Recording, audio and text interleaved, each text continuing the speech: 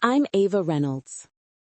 The day I drove my silver gray Toyota Camry into Oak Park, the Chicago suburb where I grew up, I still believed the two-story red brick house on Oakwood Avenue was waiting for me exactly as I'd left it 6 months earlier. One suitcase, one promise to be back by fall. The smell of burning maple leaves mixed with charcoal from someone's backyard BBQ drifted through the open window. American flags snapped in the October breeze, kids on BMX bikes flew down the sidewalks, and I smiled, because this was the Midwest I was raised in. Safe, familiar, the kind of place where strangers still wave even if they've never met you. I pulled up in front of my parents' house, the one I'd always called home, even though the deed had been in my name since Grandpa passed. I pictured Mom, Claire, running out to hug me, Dad, Robert, clapping me on the shoulder, asking about the San Francisco project. I'd even stopped at Lou Malnati's and grabbed a deep dish pizza for the celebration. But the door opened and it was just my sister, Madison Reynolds. Madison was in a tight black silk dress, highlighted blonde hair gleaming, leaning against the doorframe like she was posing for a magazine shoot. She took a sip of red wine from a tall glass and gave me that half smirk I knew meant trouble. "Hey, Silicon Valley," she said, voice sweet like honey laced with venom. "Come on in. Got something fun to tell you." I stepped inside. Her expensive perfume drowned out the familiar old wood smell. Mom and Dad were already in the living room, looking tense. On the coffee table sat an open bottle of Cabernet and 3 glasses, one still full. Mine, clearly. They'd been waiting. I hadn't even set the pizza box down when Madison dropped the bomb, casual as the weather. "So, Grandpa's house, Ava, it's sold. $750. Clean closing. Money hit the family account last week." It landed like a grenade. I froze. The box slipped from my hands and hit the hardwood with a wet thud. Hot cheese splattered across the hand-hooked rug Mom made the year I was in 8th grade. "What?" my voice cracked. "Grandpa left that house to me. The will was crystal clear. How?" Madison just shrugged, still smirking. "You've been gone 6 months, Ava. The place was sitting empty, lawn a jungle. We figured you've got your big California career now. Fancy condo, the whole deal. Why hang on to some outdated Oak Park house? The money's helping me launch the new startup, and Mom and Dad were on board." I turned to them. Mom stared into her wine. Dad cleared his throat and looked out the window at the maple trees like they held the answers. "On board?" I repeated, voice shaking. "Not one of you asked me? Not a single call? Not even a text?" Madison set her glass down. The crystal rang against the wood, cold and final. "Come on, Ava, don't make a scene. You've always acted like you're the keeper of the family legacy. You've got your new life now. Let me take care of the family for once." I took a step toward her, blood pounding in my ears. That was the only thing Grandpa left me. It's where I grew up, where I took care of him at the end. How dare you? Smack! A slap cracked across my left cheek. Madison had just slapped me, right in front of our parents. I heard the blood roaring in my ears. My face burned. "You're just jealous of my success," she hissed, eyes blazing. "Always the perfect little granddaughter, Grandpa's favorite, Mom and Dad's golden girl. And now what? You've got your tech job in San Francisco, and you still want to cling to this old house? To show off?" I turned to Mom, tears threatening, but I held them back. "Mom, you really think that too?" Mom hesitated, then gave a tiny nod. "Madison said, you agreed by email. We thought." "Email?" I shouted. "I never." Dad stood up, voice low but firm. "Enough, Ava. We did this for the good of the family. Madison needs the capital. You've got your future." I looked at the 3 of them, the people I trusted most in the world, and it felt like the floor dropped out from under me. "Get out of this house," Madison said, pointing at the door. right now. I stumbled back, tears finally falling. I bent down, picked up the ruined pizza box, cheese still steaming, like my heart, and walked out. As the door slammed behind me, I heard Madison through the wood. "Don't come back until you learn to be happy for your sister." I stood on the porch, October wind cutting through my coat, red maple leaves drifting down the walkway. I looked at the American flag still flying out front, watched the kids still laughing on their bikes, and realized the place I'd called home was now just a building sold out from under me by my own blood. I wiped my eyes, took a deep breath, and whispered to myself, "They will regret this, all of them." And everything I did after that made sure they never forgot the price. I can't remember exactly when I first realized the house on Oakwood Avenue wasn't just shelter, it was the actual heart of our family. Maybe when I was 8, standing on the rickety backyard swing, watching 4th of July fireworks explode overhead while Dad slung an arm around Mom and yelled, "Ooh!" with the whole block.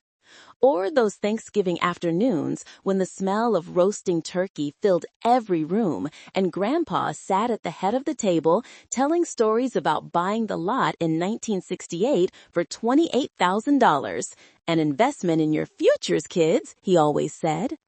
That house was classic Midwest red brick, pitched roof, white-framed windows, a front lawn we kept manicured, and one ancient maple in the corner Dad swore had seen a century. It's where I learned to swing a hammer, standing on the roof with Dad patching shingles after summer storms. "Hard work builds character, Ava," he'd say, sweat dripping in 95-degree heat. I was only 12, but I got it. This house wasn't just walls. It was proof we'd built something lasting together. Mom taught me to plant flowers. Every spring we'd kneel in the damp soil, hands filthy, dropping sunflower seeds and herbs. "Home isn't just where you live," she'd say, smearing dirt on my cheek like war paint. "It's where your story grows." I believed it. I believed it so much I could smell the pine from the old floors, hear the laughter every time we crammed around the tiny living room TV to watch the Cubs. But Madison was different. She could never sit still for more than 10 minutes. While Dad and I repainted the white picket fence on weekends, Madison would claim friends and disappear on the green line into the loop. She loved neon lights, train horns, rooftop parties overlooking the glittering Chicago River.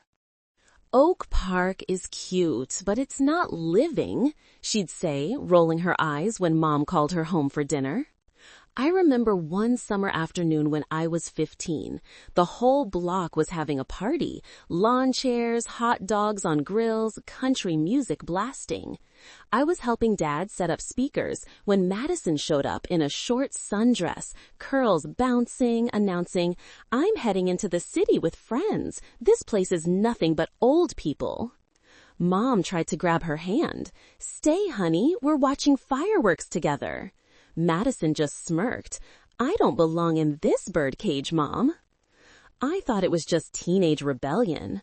I had no idea the birdcage she hated was the one place I found peace in Chicago's brutal winters. While I saved every memory, from my first Cubs cap with Grandpa at Wrigley Field to Christmas Eve singing jingle bells around the fireplace, Madison only wanted out. When Grandpa was in the hospital, I skipped every extra class to clean the house and make him chicken soup. Madison stopped by for exactly 15 minutes, took a selfie, and vanished. When he died and the will was read, he left the house to me, not because I was the favorite grandchild, but because, in his handwritten note at the end, "Ava is the one who understands the value of a home." I cried reading those words, not because I got the house, but because finally someone saw how hard I tried to keep what our family had built together. But now, standing on my parents' porch, cheeks still stinging from Madison's slap, I realized the bitter truth. The same people who taught me home is where your story grows were willing to sell that story for a few $100,000 and Madison's latest startup dream. The October wind cut through my coat. I looked at the American flag still waving, but this time it didn't feel safe anymore. The house I thought was unbreakable had become property stolen by the people who shared my blood. And deep in my heart, I knew this family story wasn't over. From now on, I would be the one holding the pen.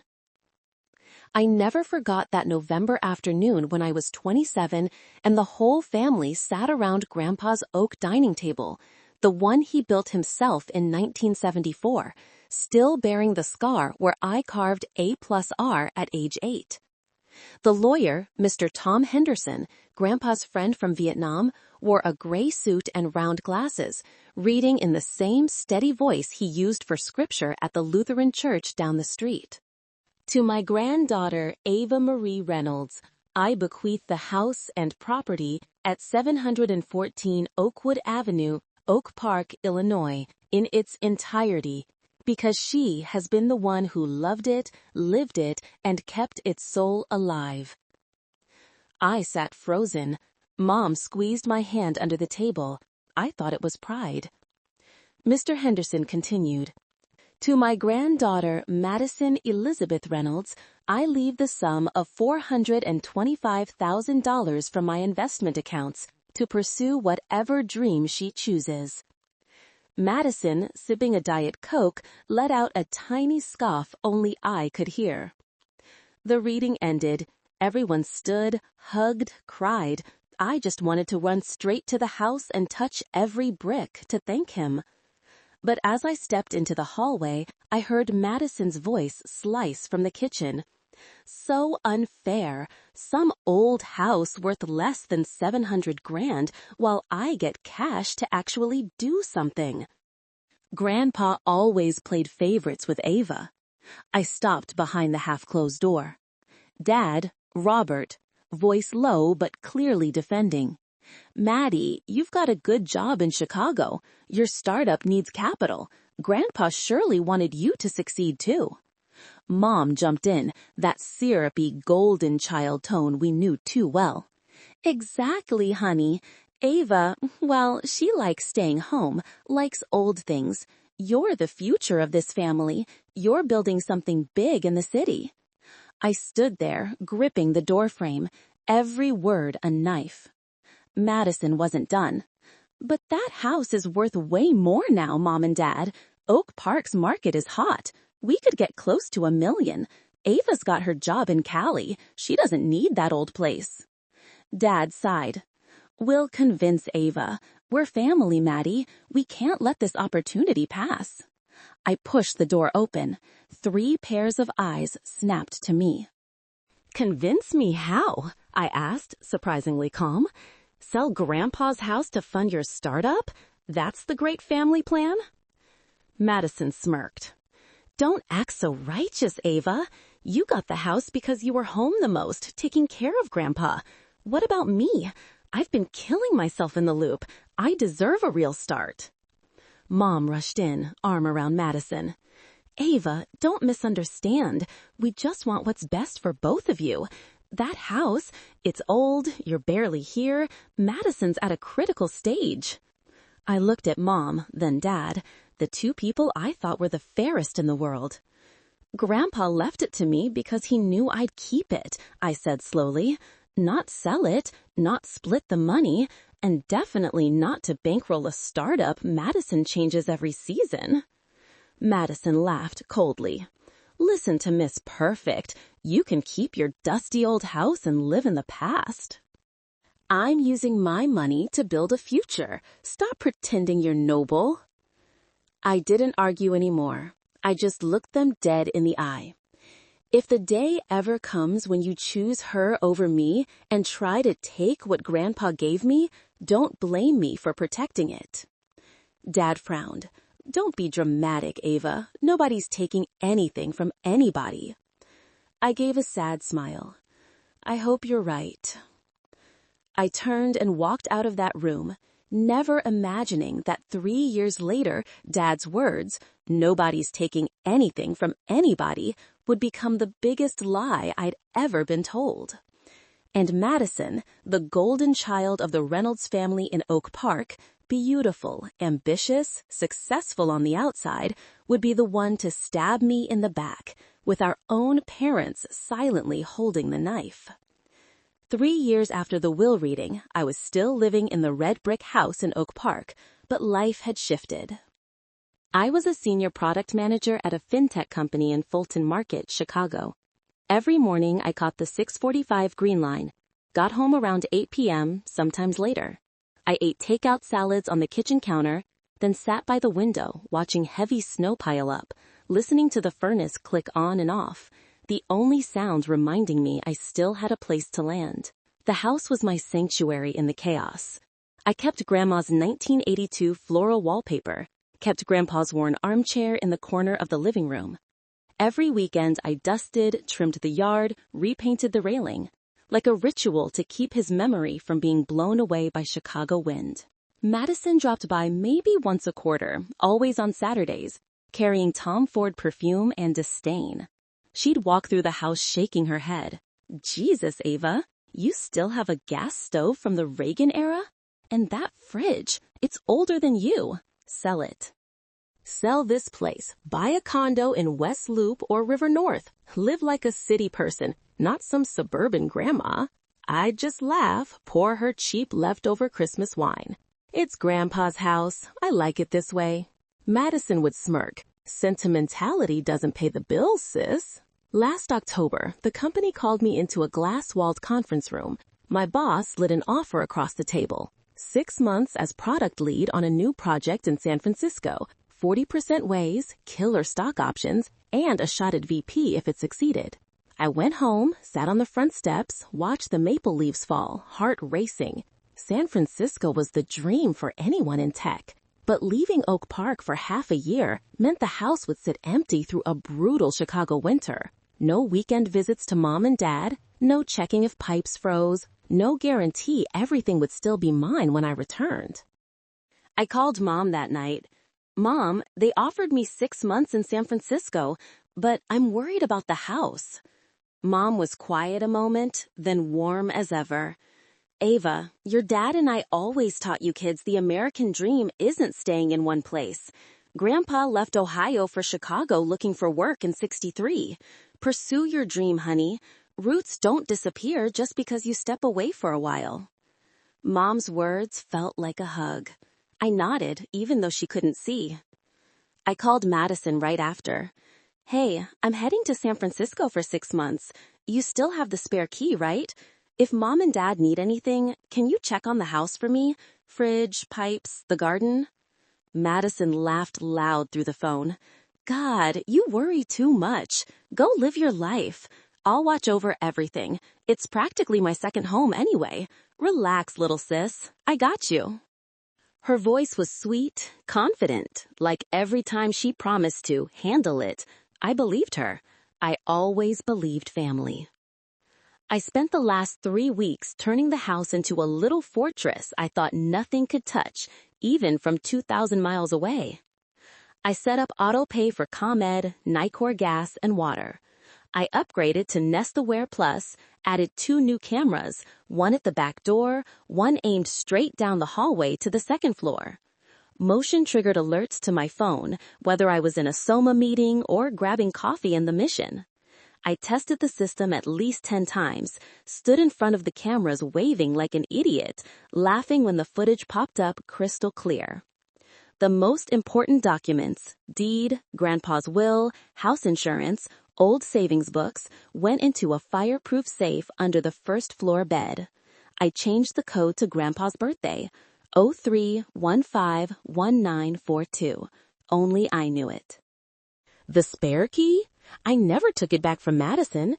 She'd had one since college, for the night she partied too hard in the Loop and crashed at my place. Family trust, I told myself. We were sisters, no matter how different. The last Saturday night before I flew out, Mom and Dad threw a farewell dinner at my house.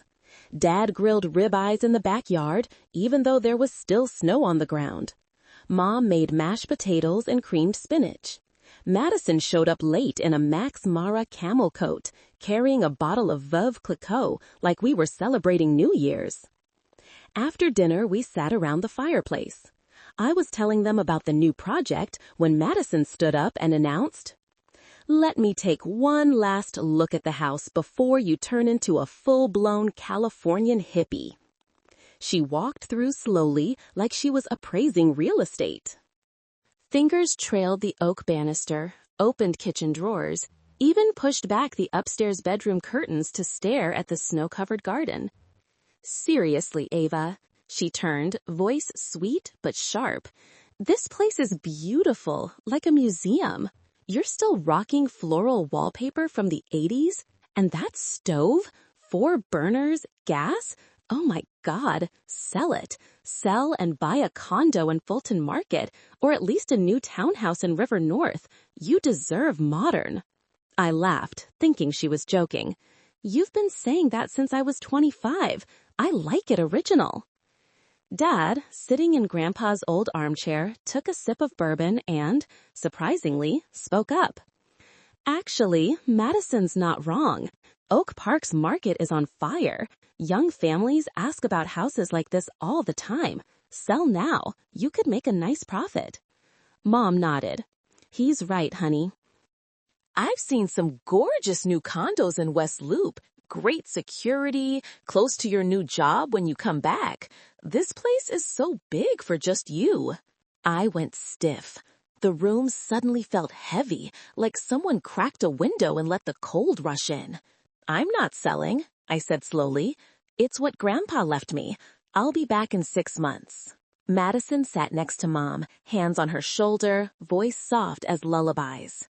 "Just an idea, sweetie. You're gone so long, it's a shame to leave it empty. If you ever change your mind, I know an amazing broker. Deals close in a month, tops."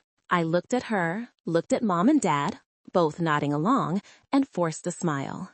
"Thanks for worrying about me, guys, but I'm good. The house will be waiting." That night, after they left, I stood alone in the kitchen, hands still cold from holding my wine glass. I opened the Nest app, checked every camera again. Madison, standing in the upstairs hallway, fingers brushing family photos, stared straight into the lens for 1 second, like she knew I'd watch later. I told myself I was paranoid. Family. They only wanted the best for me. Before bed, I texted Madison, "Thanks for coming tonight. Keep the spare key, okay? If snow gets crazy, swing by and clear the front walk. Haha." She replied instantly with a heart emoji. "Of course, sis. I got your back. Have the best time in Cali. Heart." I smiled, turned off the lights, pulled the covers up. I had no idea that was the last time I would ever trust that heart. San Francisco greeted me with golden sunshine and salty bay wind. I rented a tiny studio in the Mission, exposed brick, windows overlooking colorful murals, and endless Teslas.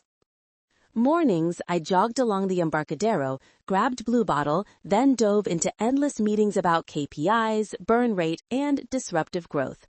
Life here was lightning fast, but I kept one ritual. Every single night, no matter how exhausted, I opened the Nest app before sleep.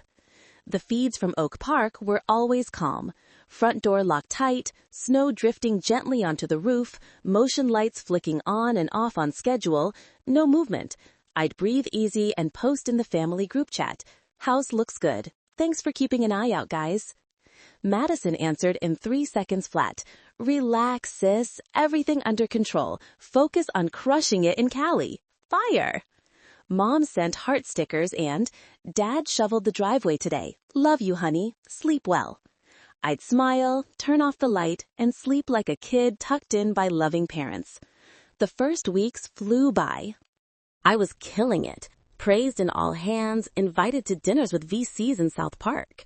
Weekends, I FaceTimed Mom and Dad. Dad showed off the new furnace. Mom bragged about her latest apple pie. Madison sometimes jumped into frame, raising a wine glass. "House is spotless. I cleared snow last week. Go make that money, girl." I believed her. completely. But some nights, between siren wails and EDM from the bar downstairs, I felt hollow. San Francisco was gorgeous, but it didn't smell like old wood, didn't have the furnace clicking, didn't have Grandpa's armchair. I realized something most Americans avoid admitting. When you fly across the country chasing the dream, you also create the perfect void for the people back home to do whatever they want without ever asking permission. I texted Madison one February night. "Hey, big snow this week? My camera feed is kinda laggy." She replied with a selfie in front of my house, snow up to her knees, peace sign. "Big storm, just shoveled for you. Camera's probably iced over. I restarted the router. Love ya." I reacted, haha, and went to sleep. March, Mom and Dad sent a photo of Sunday dinner at my house. White tablecloth, candles glowing, Madison raising a glass, beaming. Mom's caption, "Sunday dinner at Ava's beautiful home. We miss you so much, sweetie." I zoomed in on every corner, everything exactly where I left it. Grandpa's chair still in place, family photos still straight. My heart warmed. I replied, "Looks so cozy. Thank you, Mom, Dad, and Mads for keeping the house alive. Love you all most in the world. Aw." Madison DM'd me separately. "Anything from my little sis. You deserve the world. Pink." I set that text as my lock screen. April, I got a raise and an offer to stay in San Francisco permanently. I called home screaming the good news. Mom squealed, Dad cheered through FaceTime. Madison yelled, "That's my sister, proud of you." I laughed until my cheeks hurt. I never saw the weeks the camera lagged for hours at a time, always weekend afternoons. I never saw the frames freeze the exact days a moving company truck parked out front. I never saw Madison's hand glide over the safe under the bed, or her eyes stare straight into the lens like she was saying, "Sweet dreams, little sister." I only saw what they wanted me to see, a loving family still taking care of my home. And I, naive to the point of stupidity, still believed 2,000 miles only brought hearts closer, never imagining it was the perfect curtain to hide the biggest betrayal of my life. I landed at O'Hare on a golden May afternoon, Chicago wind warmer than I remembered. The plane taxied slowly. I looked out the window at suburban rooftops glinting below the wings, heart racing because in just hours I'd be home. Home to red brick, old wood smell, Grandpa's armchair. I called an Uber, sat in the back, clutching my backpack, eyes glued to my phone. I'd already posted in the family chat the second we touched down. "Back in Chicago, almost to the house, miss you all so much." Madison replied instantly with a heart. Mom sent a welcome home sticker.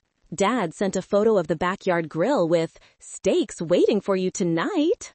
I grinned like an idiot, picturing them rushing out to hug me the second I opened the door. The Uber turned onto Oakwood Avenue. My heart pounded. But as we slowed in front of 714, I frowned. New mailbox. Sleek black metal, modern, house numbers laser-etched, not the wooden one I painted white in 11th grade. The lawn was mowed in perfect geometric lines, not our usual Mom one half, me the other.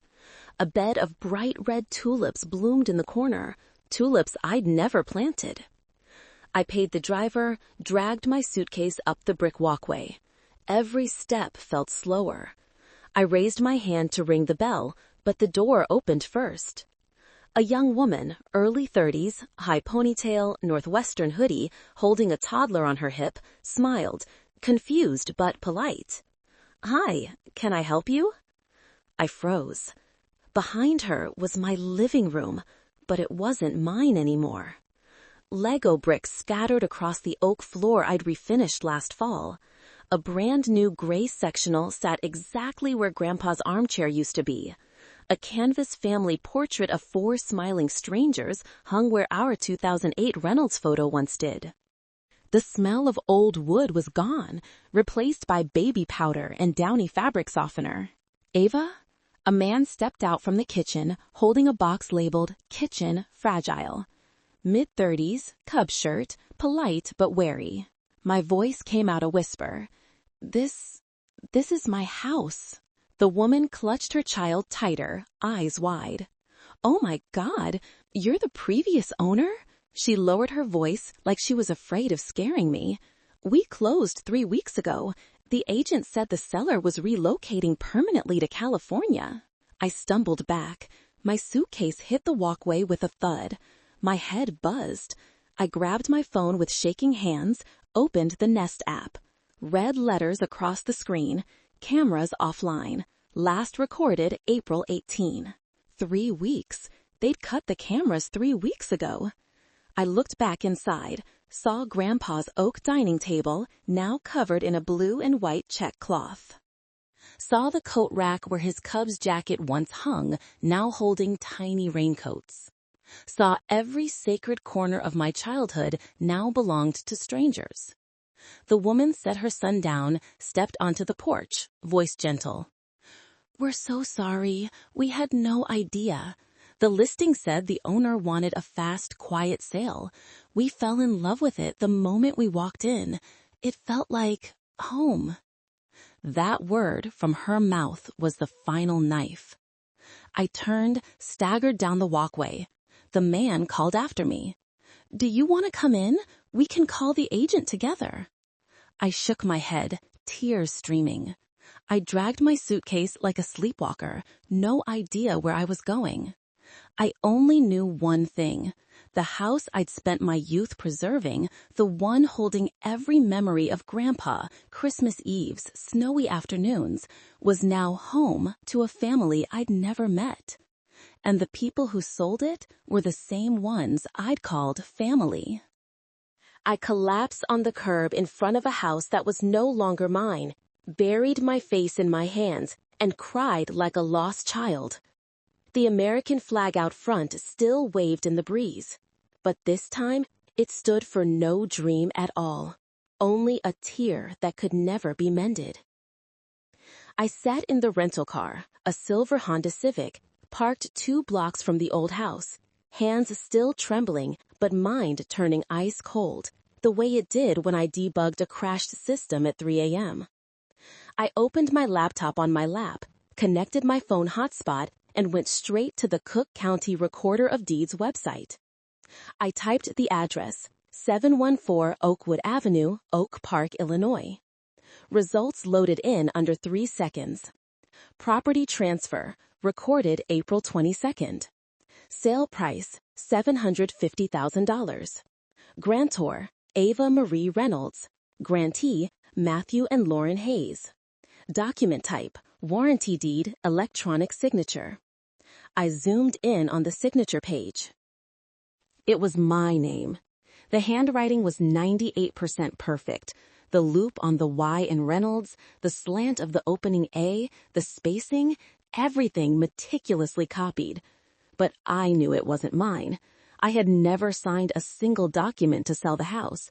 I hadn't even been in Illinois in April. I downloaded the entire PDF, saved 2 backups on Google Drive, and emailed it to myself. My hands stopped shaking. 10 years of product management in high-pressure environments had taught me one thing. When the system crashes, you do not panic. You gather logs before emotion kicks in. I called Mom. It rang 4 times. Ava, where are you, honey? We thought you were coming tonight. Mom's voice sweet as always. I'm in Oak Park, I said, forcing calm. Right in front of the house. Mom, the house is sold? Silence. Then a sigh. Yes, Madison said you agreed. She showed us an email from you saying you wanted to sell to focus on your career in California. We thought you changed your mind. Email? I nearly screamed. Mom, I never sent any email. I never agreed to sell. Dad's voice cut in. Mom had put me on speaker. Ava, calm down. Madison showed us the email. It even had your electronic signature. We got you thought it through. I felt the blood drain from my face. Did you 2 sign as witnesses? Longer silence. Mom signed 1 copy, she whispered. Madison said it was just paperwork to speed up closing because you were busy in San Francisco. She said you authorized her. I shut the laptop, took a deep breath. I'm coming to the house now. Do not say a word to Madison. I drove straight to my parents', 10 minutes away. The brown brick house I grew up in looked exactly the same, only now it no longer felt safe. When I walked in, Mom and Dad were in the living room, faces ashen. On the coffee table sat a thick closing package labeled Closing Package, 714 Oakwood Ave. I flipped through page by page with hands now completely steady. Listing agreement dated March 8th, my forged signature. Seller disclosure dated March 15th, same forged signature. Warranty deed dated April 20, electronic signature plus 2 witness signatures, Robert Reynolds and Claire Reynolds, my parents. Wire instructions. Proceeds deposited directly into a joint savings account with Madison and a new LLC called M. Reynolds Ventures LLC. I photographed every page, emailed them to myself, saved them in a folder titled Evidence, Do Not Delete. What exactly did Madison say when she had you sign? I asked, voice ice. Dad stared at his hands. She said you'd decided. That you wanted us to help because you couldn't fly back. She even cried, said it was her last chance to save the startup. Mom started sobbing. We only wanted what was best for both of you. I didn't answer. I opened the chat with Madison, scrolled up 6 months of sweet messages. I got your back. House is perfect. Proud of you, sis. Every line now felt like a blade. I stood, hugged the folder to my chest.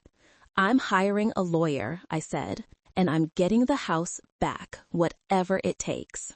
As I walked out, Mom called after me. Ava, we're still family. I paused, didn't turn around. Family doesn't sell each other out, Mom. I closed the door gently, but finally. Outside, the Chicago wind whipped hard, carrying the last maple leaves of the season.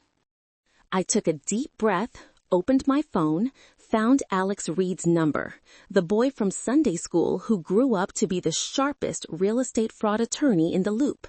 I hit call. This was only the beginning. I sat in the car outside my parents' house, window cracked so the freezing Chicago wind slapped my face. I didn't want to go back in, didn't want to see Mom's pleading eyes or Dad's helpless frown. I only needed one person right now, Alex Reed. Alex and I went way back to Sunday school at First Presbyterian down the street. He'd been the Oak Park River Forest quarterback, now a partner at a small but ferocious firm in the Loop specializing in real estate fraud and white-collar crime. We still texted in the OPRF class of 2011 group and saw each other every Easter. I called. 2 rings. Ava Reynolds, Alex's voice warm as ever. Heard the California girl's coming home. Drinks at Fitzgerald's? Alex, I cut in, voice raw. I need you, right now. 1 second of silence, then full lawyer mode. Where are you? I'm coming. 30 minutes later, Alex pulled up in his black Jeep Wrangler. North Face jacket, hair still buzz-cut military style, blue eyes serious behind round glasses. I got in without a word, handed him the closing package. While he drove to his office in West Loop, I told him everything. Madison's slap, the strangers in my house, the forged signature, my own parents' witness signatures. I spoke without crying anymore, just the cold clarity of total betrayal. Alex never interrupted, just nodded here and there. When I finished, he pulled into the garage under his old building on Washington Street, killed the engine, turned to me. Ava, listen to me, he said, voice low but rock solid. This is one of the most sophisticated family frauds I've ever seen. Practiced forgery, spoofed or cloned email account, and your parents' witnessing makes it look airtight on paper. I swallowed. You're sure? 95%. I've seen hundreds of these, but never between sisters. He exhaled. And the worst part, this wasn't impulsive. This was planned for months. He opened his laptop right there in the driver's seat, logged into the firm system. First, I pull the original closing package from the title company, not the scan Madison gave your parents. Second, I need photos of every document you're holding. Third, we get a forensic handwriting expert and digital forensics on the email and e-signature. I'm betting fake DocuSign or similar platform. I nodded, already snapping photos. Alex put a hand on my shoulder. Illinois law is clear. Prove forgery plus fraud plus unjust enrichment. We can sue civilly to rescind the sale, get the house or equivalent value back, plus punitive damages. And with this much money, we hand the file to the state's attorney. Felony forgery, theft by deception, maybe even wire fraud once the money crossed banks. I looked at him. But my family? Alex shook his head gently. That's why it hurts more, Ava. They knew exactly what they were doing, and they bet you wouldn't dare sue blood. He looked me dead in the eye, but they bet on the wrong person. He opened the car door. Rule 1, no direct confrontation with Madison or your parents from now on. No texts, no calls, no showing up. Let them think everything's still quiet. We need more evidence before we throw the punch. I nodded, feeling for the first time since yesterday like I wasn't alone. Alex gave a small smile, the same one he wore after winning cases in Cook County Court. Welcome to the fight, Reynolds. They just poked the wrong bear. As we rode the elevator to the 14th floor, I realized something. I was no longer the good little sister of Oak Park. I was the woman about to take back everything they stole and make them pay down to the last cent. The next morning, I walked into Alex Reed's office on the 14th floor of the old West Loop building. Small but tidy, Midwest style, oak desk, Illinois flag in the corner, photo of the OPRF 2011 football team with both of us front and center. Alex had already spread documents across the long conference table, each stack numbered, yellow sticky notes everywhere. Sit, he said, sliding a hot Dunkin' coffee my way. Brace yourself. This was perfect, until it wasn't. Alex opened the first folder, the original deed from the title company, not Madison's scanned version. Your signature, he pointed to the last page, practice to hell. Look, stroke pressure even, no hesitation marks like real signing. My forensic guy compared it to your passport and driver's license signatures. Clear differences in the R loop and Y slant. Forgery 100%. Second folder, listing agreement and seller authorization. House listed March 8th, on market 11 days, full price cash offer, inspection waived, closed in 16 days. In Chicago, that normally takes 45-60. Someone fast-tracked it like their life depended on it. Alex slid over a commission disbursement sheet. David Brooks, Madison's broker, took 4.5%, $33,750, way above Oak Park norm of 2.5 to 3%. Guess what? $10,000 of that got wired to Brooks's personal account 2 days after closing. Kickback. My stomach twisted. Last folder, wire transfer confirmation. Entire $750,000 minus fees went to an account titled M. Reynolds Ventures LLC, opened March 1, and a joint savings account with your parents. I stared at the line Robert and Claire Reynolds, joint tenant. We have statements showing your parents signed off on transferring $150,000 from that account into Madison's new investment fund 1 week post-closing, Alex said softly. They didn't just witness, they profited. I opened my phone, scrolled 6 months of Madison texts, screenshot every one. 12 Feb. House looks perfect, sis. Snow all cleared. Heart. 3 March. Just checking on the house. Everything's safe and sound. Kiss. 18 April. Same day deed signed. Camera laggy because of the storm. Restarted router for you. Love ya. Alex looked at the screen, shook his head. Pattern of concealment. She deliberately built evidence you were still monitoring the house and everything was fine. Smart. But now it's evidence against her. He slid a sheet across the table. Today's to-do list. Change every password. Email, banking, iCloud, DocuSign, anything that could be accessed. Freeze credit at all 3 bureaus. Place fraud alert with Social Security Administration. Scan and send me every ID and document with your real signature from the last 5 years. I nodded, fingers already flying. Alex sat across from me, voice lower. Ava, one last time. Are you ready to sue your sister and your parents? Once we file, there'll be subpoenas, depositions, local news. Oak Park's small. Everyone will know. I met his eyes. They chose to sell my childhood to save Madison's failing startup. I no longer have a sister. I no longer have parents. I only have myself. And I will take back everything they stole. Alex smiled, the first real smile since yesterday. Good, because I just found the final nail. He spun his laptop toward me. A spoofed email from ava.reynolds.work@protonmail.com, an extra work I never used, sent to Madison March 5. Hey sis, I've decided to sell the house. Handle the paperwork for me. I'll send DocuSign later. Attached e-signature, identical to the deed. Proton Mail account created from a Chicago IP, not San Francisco, Alex said. We subpoena the metadata. Game over. I stood, picked up my now cold coffee, felt pure adrenaline shoot through my veins. File it, Alex, I said. I want them served this week. Alex nodded, eyes lighting up like the day he threw the game-winning touchdown in 2010. They messed with the wrong Reynolds, he said. And for the first time in days, I really smiled. The days that followed were cold, methodical action. I stopped crying. I became a machine gathering evidence.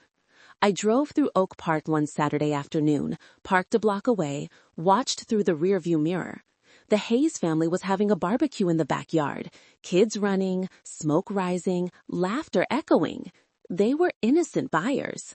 I photographed the new Welcome to Our Home sign, saved it in a folder labeled Good Faith Purchasers.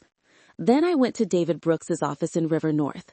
Glass building, flashy, but inside it smelled of old cigarettes and burnt coffee. Brooks's desk was buried in files. Top Producer 2022 awards on the wall with faded corners, like they'd just been rehung. The receptionist looked nervous when I asked for an appointment with David. He wasn't in, out with clients, but I photographed the nameplate and company logo. Enough for Alex to subpoena every transaction file.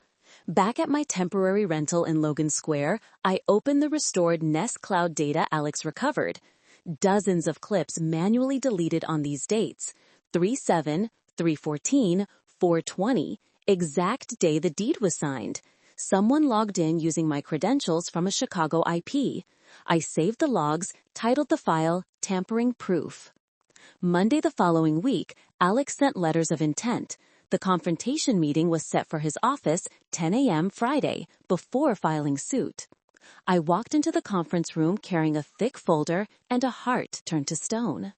Madison arrived first, black sheath dress, hair in a high bun, trying to look confident. Mom and Dad followed, faces pale, Dad in his church shirt, Mom clutching a scarf like she was at a funeral. David Brooks in a gray suit, jaw tight. Alex didn't bother with small talk. He clicked the projector on. Slide 1, my forged signature side by side with the real one. Slide 2, timeline of the record fast sale. Slide 3, abnormal commission and the $10,000 kickback to Brooks. Slide 4, bank records, $150,000 from sale proceeds into Madison's fund signed by Mom and Dad. Slide 5, 6 months of Madison's loving texts overlaid with the exact dates cameras went dark.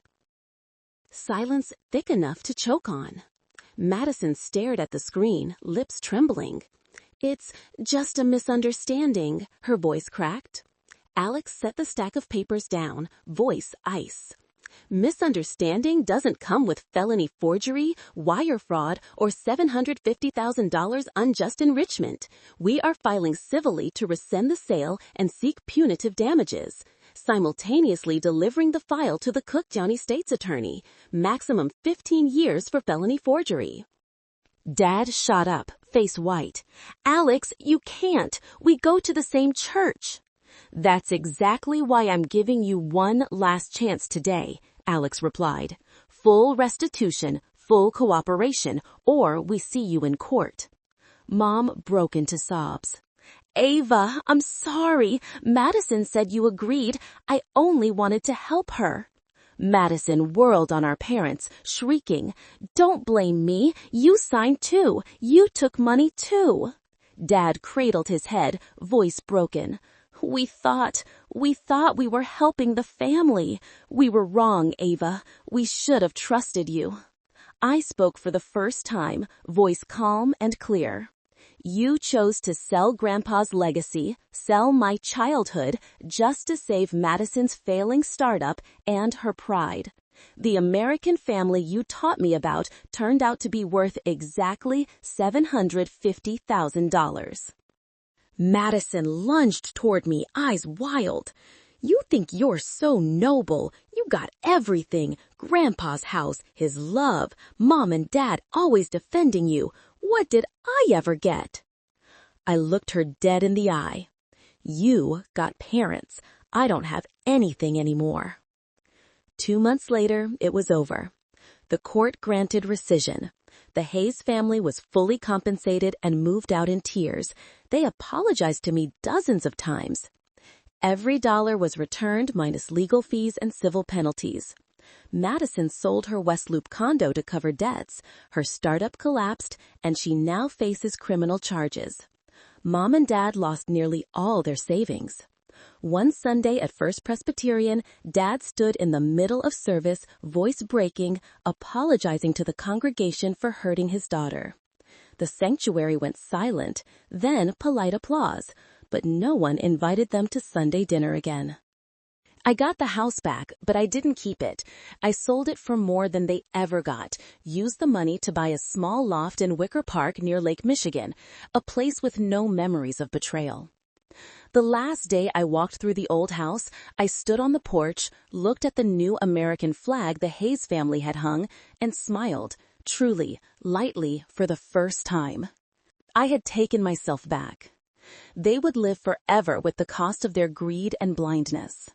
I got in my car, turned up country music, and drove toward downtown Chicago, where the city lights no longer scared me.